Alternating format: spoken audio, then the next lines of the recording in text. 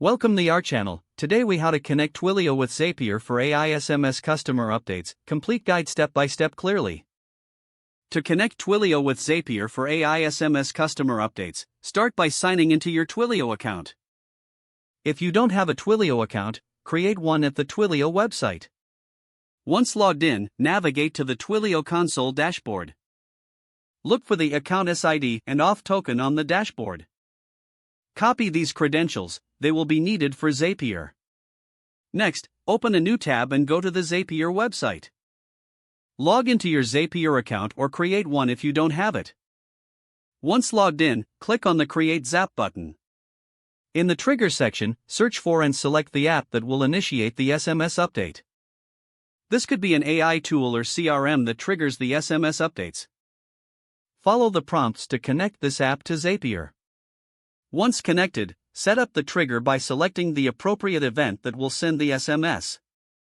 Proceed to test this trigger to ensure it works as expected.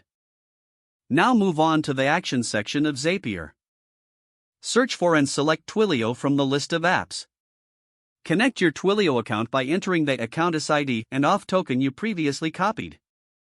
After successful connection, choose the action event as Send SMS.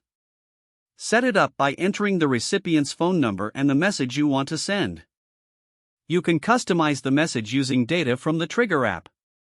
Once you have configured the details, test the Twilio action to ensure the SMS is sent successfully. If the test is successful, you're almost done. Give your Zap a name that reflects its purpose, like AI Update SMS via Twilio.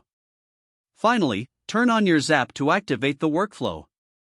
Congratulations, you have successfully connected Twilio with Zapier for AI SMS customer updates.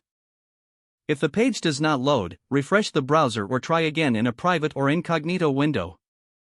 Make sure you are using the correct email address, then retype it carefully to avoid small typos.